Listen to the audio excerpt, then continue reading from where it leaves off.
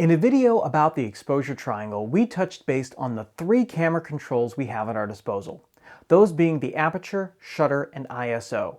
Today, let's do a deeper dive into one of those controls, the ISO. My name is Timothy Reese, and I've worked in the television, film, and photography world as a director of photography and a photographer for nearly 20 years. Check out my videos as we cover not only the how, but also the why of various technical and creative techniques used in the creation of real images.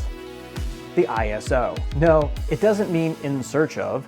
What it does stand for is, as I'm sure you've guessed, the International Organization for Standardization. Totally explains what it means, right? Well, if that doesn't help, another term for ISO is ASA, or American Standards Association. Still not helpful?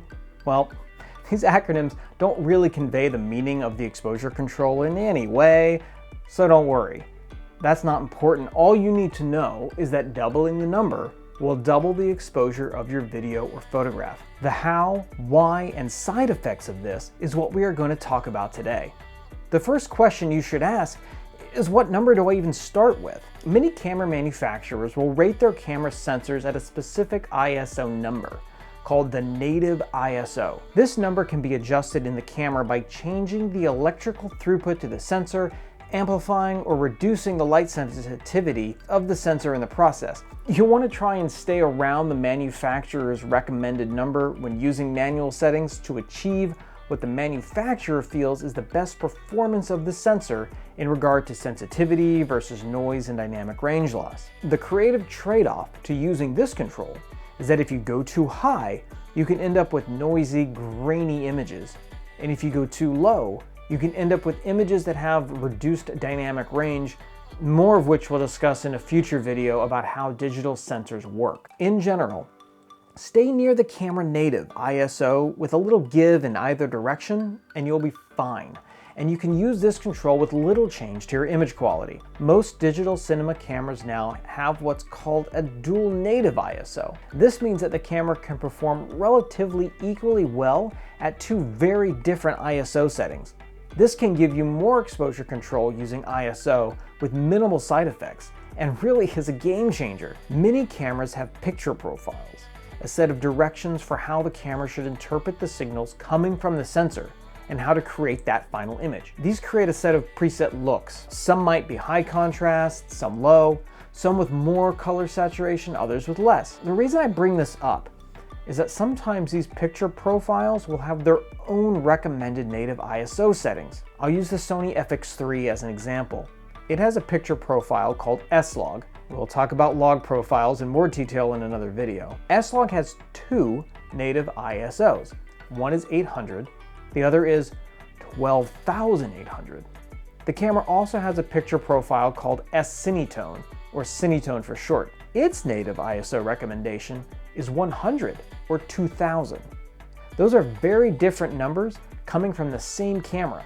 So it's important that you do the research for the picture profile you're considering so you know the best ISO to start with. So now that you have a general understanding of what ISO is, what to look out for when choosing the number, and what side effects to expect, how do you actually use it? Opposite to shutter speed, when you double your ISO, you double the brightness of the image, boosting it by one stop. Likewise, if you half the number, then you cut the brightness in half. For example, if the native ISO of your camera is 800, if you double that to 1600, then you will increase the exposure of your image by one stop, and therefore double the brightness. Likewise, starting at 800 again, if you change the setting to 400, you'll have a reduced exposure by one stop and cut your brightness in half. Remember, every stop of light either doubles or cuts in half your brightness. This is what makes the dual native ISO in so many cameras great. Using Sony's FX3 again as an example, if you are normally shooting an S-Log at 800, and you encounter a low light situation where you can no longer increase your brightness using aperture or shutter controls, you can flip into your second native ISO of 12,800. Let's do the math here, right? Such a jump would go from 800 to 1600 to 3200 to 6400 and finally 12,800. That's 4 stops of extra sensitivity. It would be the equivalent of going from an f2.8 to an f11. with barely any penalty. Dual native sensors are handy beyond just low light environments. Say you've lit your set to a native ISO of 800, but then need to switch to slow motion or an increased frame rate. Well, this would normally require you pouring more light onto the set, because a faster frame rate is going to require more light due to the increased shutter speed.